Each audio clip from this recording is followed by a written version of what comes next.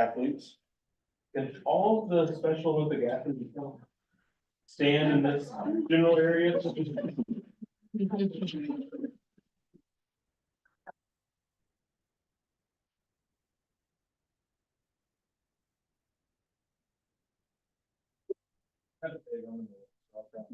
All right, so I'm gonna read through our list here. I'll try and get all the names in. We have Sadie Daniels, Matthew Agnew, Gio Prifty, Jacob Rudolph, Abriana Wakefield, Aubrey Garabrandt, Major Smith, Nathan Hohenstein, Michael Agnew, Olivia Ward, Medina Nijdik, Camden Rudolph, Azan Asif, Will Clark, Nick Sedano, Addie Mirza, and Johnny Prosser.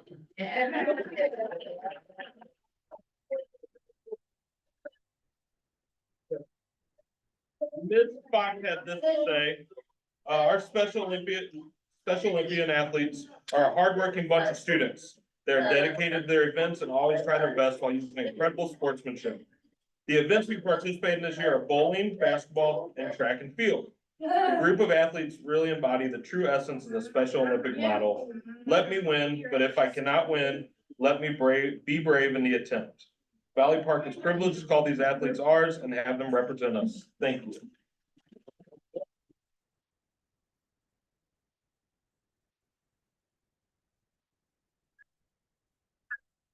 We are now. Yeah, Kaylee's gonna take a picture. Try and take a picture in that little area.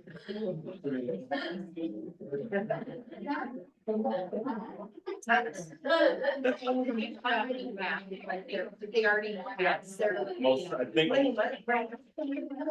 Probably south with the track and field and basketball. John, you're gonna take a picture. I'll do April, May. Either one. Okay, that's all for me. All right.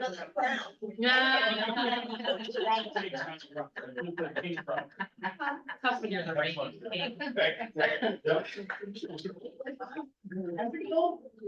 Good job.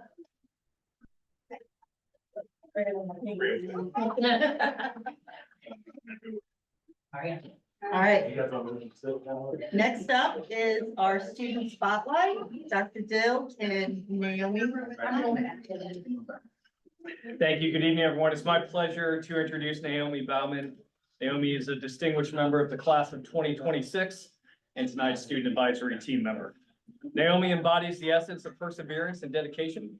Since her arrival to Valley Park Schools in the 5th grade, she has confronted challenges with an unwavering resolve.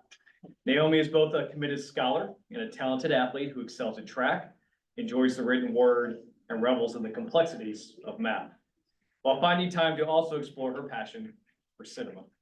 Naomi's energy, kindness, and involvement are infectious. She currently serves as the STUCO treasurer and a valued member of our National Honor Society.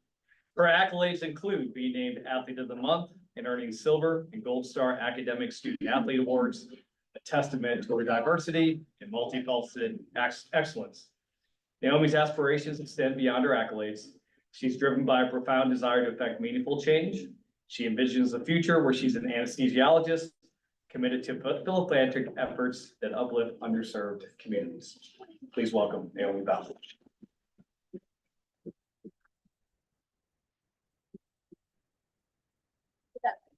Okay. Whatever makes you comfortable. First, I want to recognize our kindergarten students, starting with Olivia Cusack.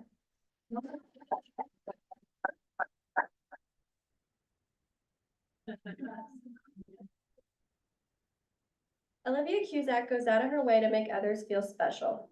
She has a special gift of knowing what others need. Sometimes it is a smile and wave, other times it is making sure that her classmates have a friend to play with. Olivia always makes a point to say good morning or hello to everyone that she comes in contact with. As a kindergarten student, Olivia is helpful and kind. She sets a good example for the entire elementary school. Thank you, Olivia.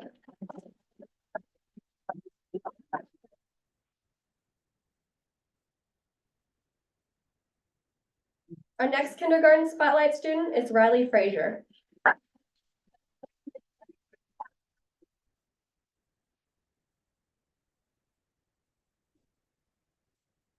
Riley Frazier is an exemplary student of Valley Park.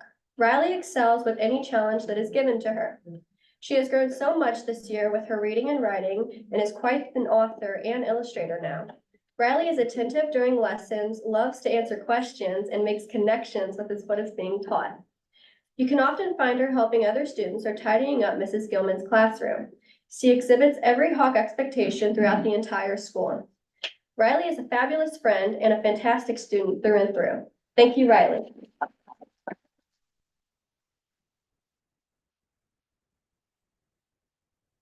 Next, we have the privilege of shining a spotlight on an amazing fourth grade student, Patrick Davis.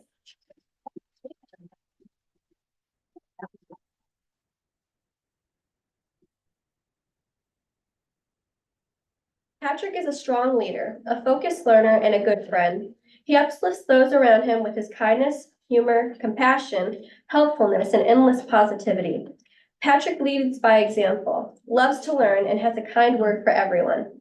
It will be exciting to see the incredible things he will continue to achieve in the future. Thank you, Patrick.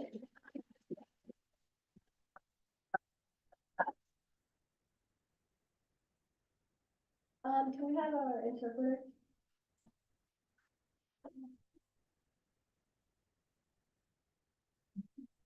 Our last student spotlight is a fifth grader, Lisi Chavez.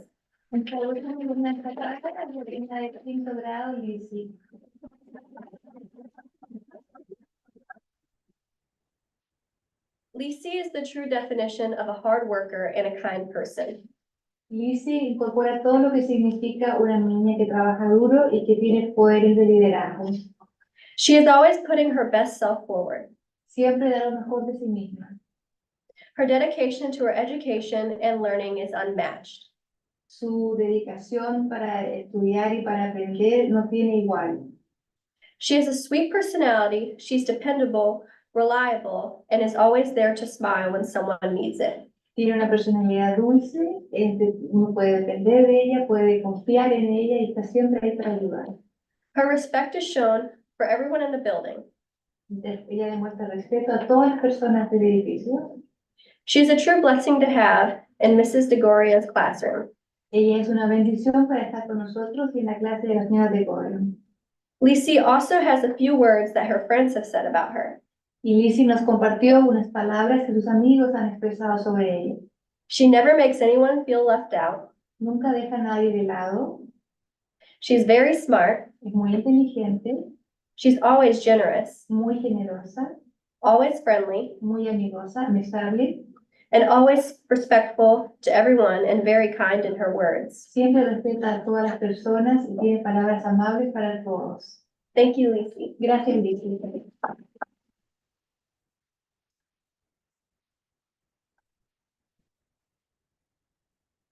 Valley Park is so grateful to have our spotlight students like Olivia, Riley, Patrick, and Lisi in our school. These students possess exceptional character and contribute to the improvement of their peers and also the community as a whole.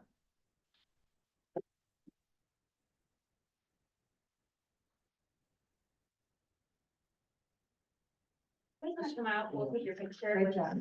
Good job. And there.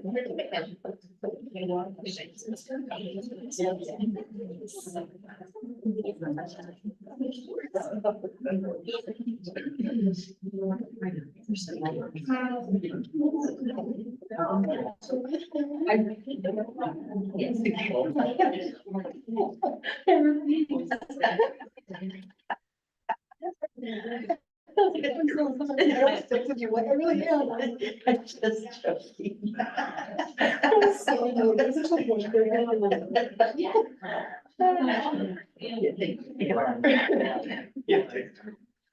just joking. That's why I said.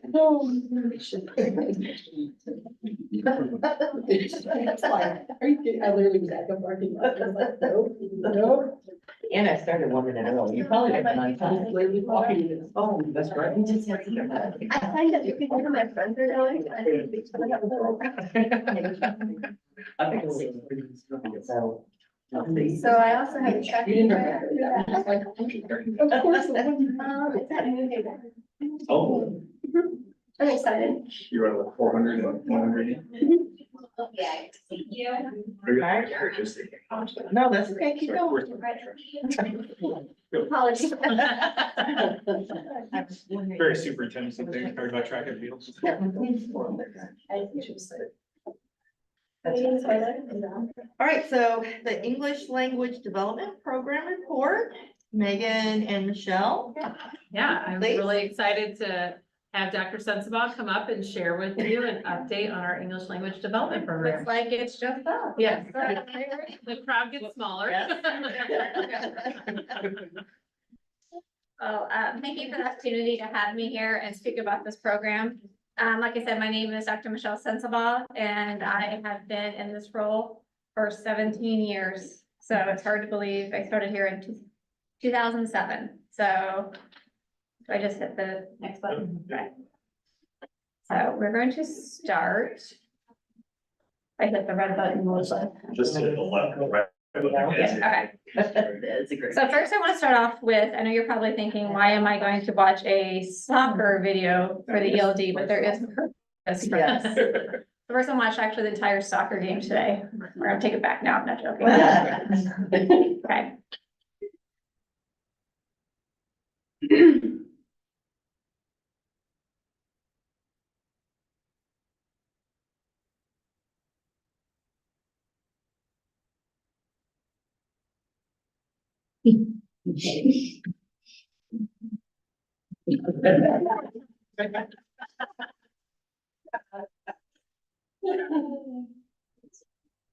Yeah, penalty kick.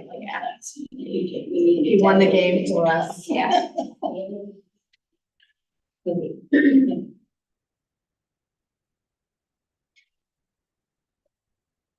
So when all of you watch this, you're probably thinking, oh, penalty kick, this kid won the game. When I watch this clip, I see a young man who 2 years ago, actually 25 months ago, named Amar, who moved here from Yemen, who had zero English skills, who had limited access to quality schooling in his native country.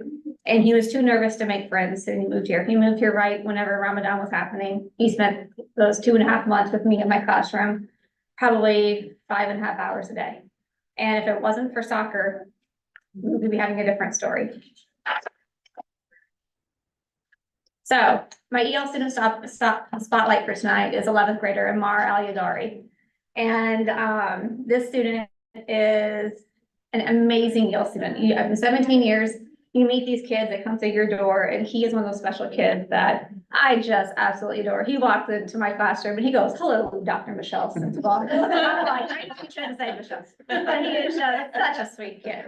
In his short time with us, like I said, his academics from his native country, like a lot of kids that we inherit from the native countries, are lacking. And so he has worked his tail off academically. Within his first year, he was invited to join the National Honor Society. That was him getting his letter. He was so surprised, excited to show me. He was awarded most improved for the soccer this past year. And then this is the one that was like the big deal for me, because I wasn't expecting it. His math skills were subpar when he first came here. I mean, basics when it came to multiplication division, he could not do. And he was in concepts of algebra, which is a great class we offer at the high school last year. And Mrs. Hawkins, I'm gonna give a shout out to her. She is a fabulous teacher working with our kids. And this year he was in Algebra 1, and I about held the floor and I said, oh my goodness, he's getting the Algebra 1 award. So this was a huge deal. I mean, for me as a teacher, proud, because I helped him a lot. I'm pretty decent in Algebra 1 now, so side by side. But no, for him to get that award was extremely, extremely impressive.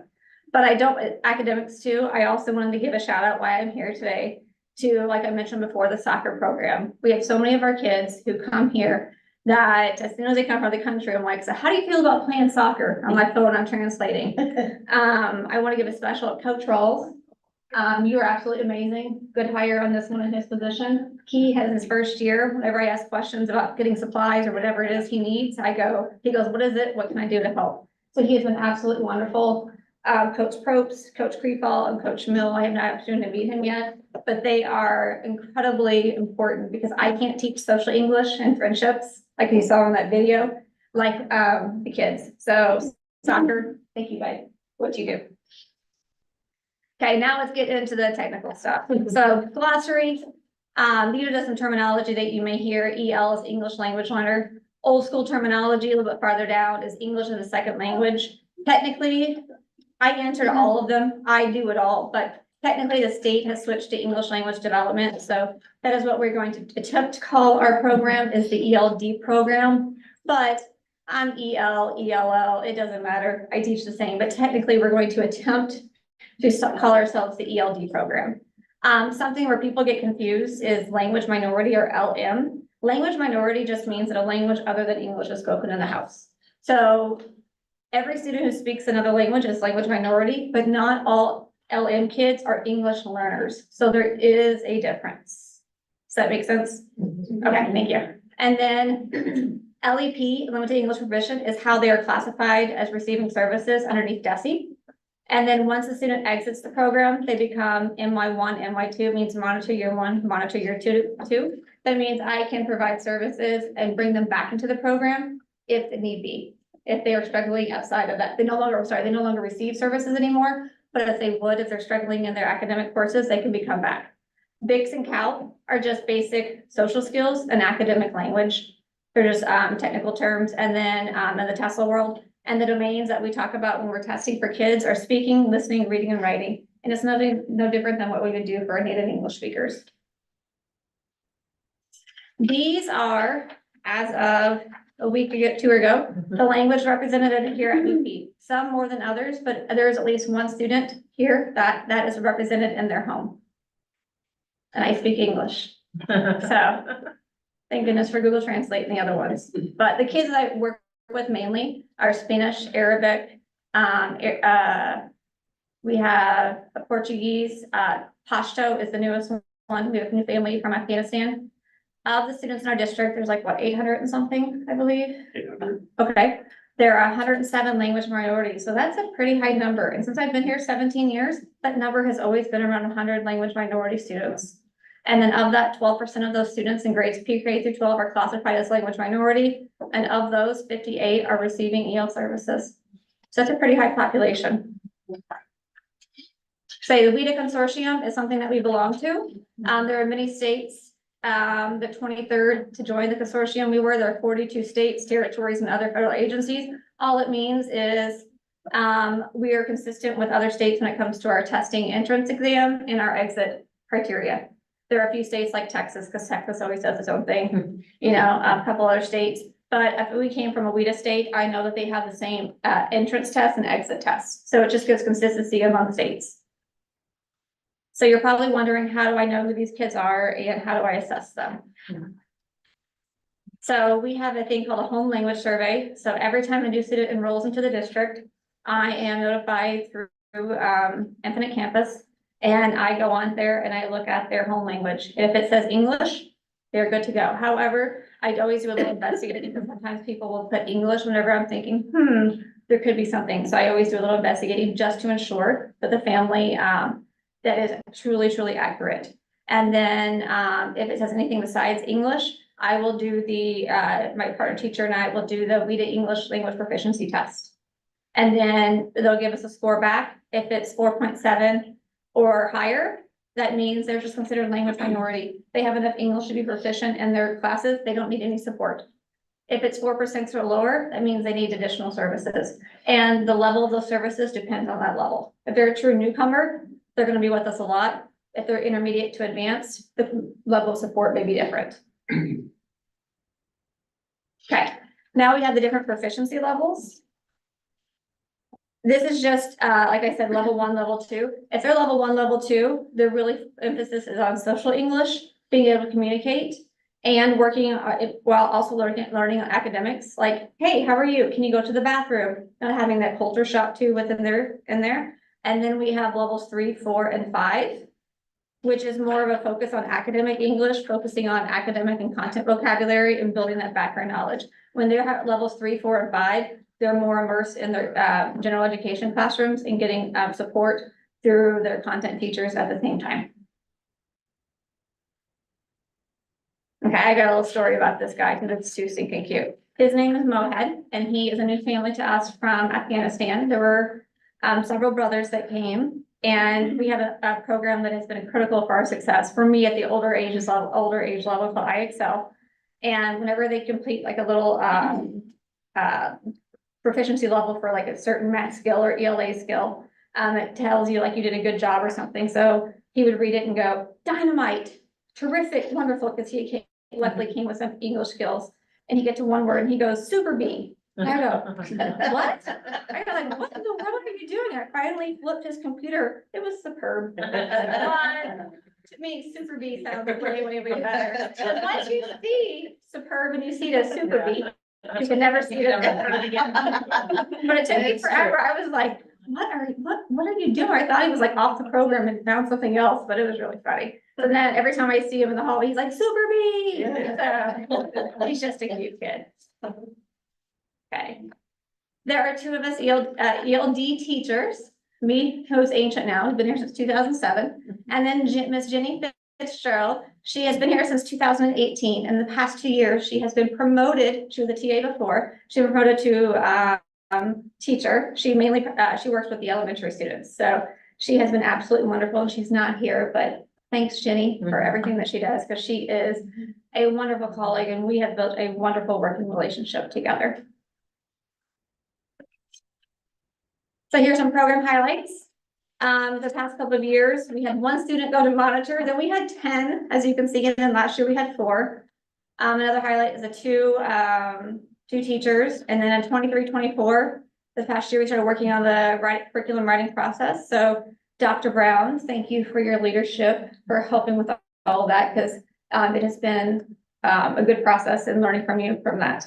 And then culturally and linguistically diverse. I don't think this year, in my 17 years here, we have ever had so many new students move in. We have welcomed 19 students so far who are language minority and in their first experience in American school. They may have not started off in this school, but within their first school year as a whole, you know. And then we've had 6 refugees, 4 from Afghanistan and 2 from Ukraine become Hawks this year. And here's some more just cute kids. You kids are always. Yeah. Always. So do you guys have any questions about the ELD program? I do. Absolutely. Just additional question, how often do you, or Ms. Jen, how often do you meet with the students? Is it every day? It depends on the level of the need. If they're like a true newcomer, it's probably going to be every single day. If they're intermediate to advanced, it may be 2 days a week, 3 days a week. Scheduling is something, I guess, with all kids. There's not, I mean, really, we would love to have 3 or 4 teachers. I mean, that's just not realistic. We have between 58 students. We are lucky. We are really blessed here to have 2 teachers. Because I know in some districts, the ratio is really, really high. So we are blessed to have 2 full-time teachers. I would say for newcomers, it's every day. For intermediate to advanced, it's 3 days a week, possibly up to 5. It just depends on the schedule, and Jenny is always changing her schedule. I'm a little bit more locked in because I have to follow the middle school, high school bell schedule. But Jenny's always changing her bell schedule. I mean, changing her schedule. And sometimes, like, she just got several kids that moved in, so flexibility is key. Thank you. Yeah. Dr. Sensible, I just want to thank you. I've known you since you came here. Okay. I've been here forever.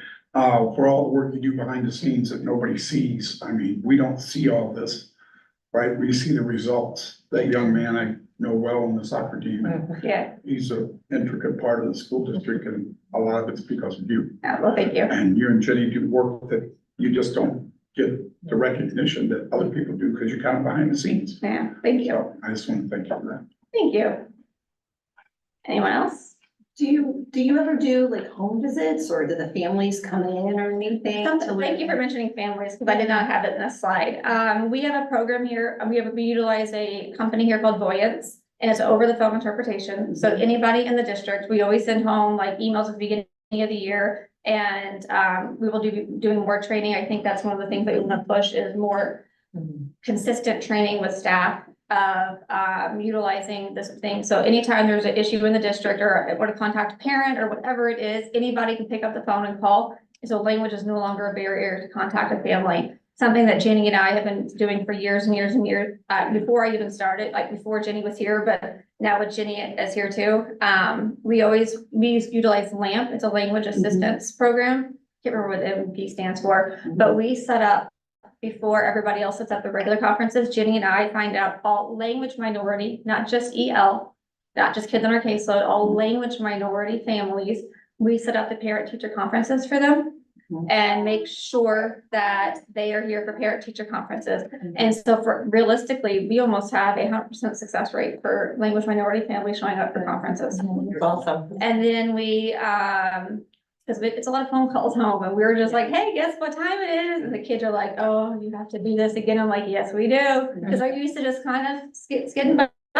But I make sure I have my list and I go through it. And then for federal mandates, we make sure that a lot of our paperwork is at least in Spanish because that's our #1 language. And then I know the elementary school has been doing some of the languages for parents. Google Translate isn't the best resource, but it is a resource. So some of the paperwork, and I know we have a plan of action to start working on more of that communication piece for next year. I mean, that will always be something that we want to make sure that parents are involved. And then communicating with other school districts to figure out how they are getting parents. But I think our success rate of getting parents involved, I mean, Lacey is one of my students and she was just recognized and she's just been in the country for 2 years. So which is pretty impressive too. It's great. I mean, Do you get help from like social work resources or the nurse or anything like that? For their, their living. We actually have a bilingual counselor, that is a great resource that we get. So that is part of our resources. So that's been very helpful. I just didn't know from the outside. yeah, we have like other, there's like a list of resources, like if anybody, like a kid who had like fall and hurt his arm or something like that. It's one of those things, like there is kind of a little database. I have resource, like a list, but I haven't really, like, we have access to it, but it's not like we have shared with the families. But if they ever come up need, like, oh, we have this, we have a kid that needs a dentist, we know this person will have resources. Oh, we know this resource is this tier. I was gonna say, I'm feeling sometimes you get pulled in a different direction. Sometimes I feel like a social worker too. Yeah. But I mean, that's part of, I mean, I care about these families. I mean, Right. some of these families I'm educating. I mean, they're students, like I've had moms, parents when it first started and I have their children that are now in 6th grade. Yeah. So, Well, it's important that you're supported, that you have that resource, you can't, yeah, always- and I'm still always looking for quality resources because it's hard to find, because transportation can also be an issue. Some of them are in the city, so Right. it is a balance of finding like what is quality, and some of them are adult only, so. Mhm. So it is a little bit of a struggle at times, but we're doing the best we can. So it's always something, if you know of resources, we'll happily take them too. Is there anybody else? And one last picture. And in the great words of Mohead, I hope that you all have a super bee evening. Now you guys are gonna see that word now. Yeah. And you're gonna be like, super bee. Thank you. All right, Thank you. Thank you. All right, our next item is the approval of the agenda. I'll make a motion to approve the agenda. May I have a second? Second. All right, all those in favor signify by saying aye. Any opposed?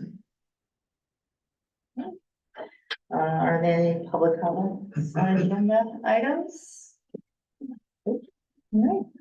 Next up will be our consent items. Are there any items that anyone would like to pull out for separate consideration or discussion? Okay. I'll make a motion to approve the consent items 5.01 through 5.04. All those in favor, say aye. Aye. Any opposed? The approval of the technology purchase for the middle school staff. Good evening, everyone. Josh Hello, here. Josh. Last month for student Chromebooks, and this month I'm here for staff Chromebooks. So we did a device study with some of our middle school teachers in late fall with different devices, and based on our, kind of dedication to the Google migration and the ecosystem and staff feedback, we decided that going forward with Chromebooks for teachers in the middle school was our best way forward. I went out to bid with these 3 different companies, Bloom, CDWG, and SHI, for the Acer Spin 714 Chromebook. That's the model we picked for the pilot, and its tech specifications are a lot higher than for our student Chromebooks. They have a lot more memory, a lot more hard drive space, because obviously teachers are gonna need more of that than most of the students, so it's gonna be online only. Their military grade specs, durability, battery life is supposed to be, 2 days on a single charge. The price point, if you'll see here, they're all around the same price point. However, Bloom's bid also includes a 3-year warranty, which includes accidental damage and component replacement with no deductible on our part. So, we're actually getting, a more value from that than just straight up buying the Chromebooks outright. So that being said, I recommend that we purchase those 30 Chromebooks from Bloom. That accounts for teaching staff and then spares. Do you have any questions? Is this the same company that got the, It is not. CDWG was who we got our student Chromebooks for. I think they do a lot more business of student Chromebooks of that model, so I think they have better bulk discounts, especially since we bought, almost 400 of those versus just 30 of these. What was the cost? of students? The student ones, it was right at 300 and that included the license. per year? Per unit, Yeah. 300, yeah. Just- It was like 105,000 something with the full, 105 for the full, to- yeah. Do the students have the warranty with it? Student devices just have the basic Dell warranty. When I went out for bid for the student ones, no one really reached out about the extended warranty, and I feel like with enough spares, even if we have damages, I think we'll be okay as we're moving forward, we're gonna be buying Chromebooks every year anyway, so even if some get, damaged, we can cycle those out, and if we discover that that's a problem, then on future purchases, we can add those warranties as well and just get different quotes.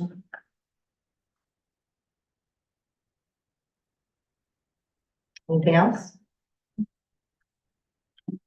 I'll make a motion to approve I'll make a motion to approve the action item 6.01. May I have a second? A second. All right. Roll call. Lisa? I'm a yes. Yasmin? Yes. Yes. I'm an aye. Yes. Thank you. Thanks, Josh. Thank you. Thanks, Josh. All right, are there any public comments on non-agenda items? Okay, I'll make a motion to adjourn to executive session. May I have a second? Second? Yasmin? Yes. Yes. Yes. All right. I as well.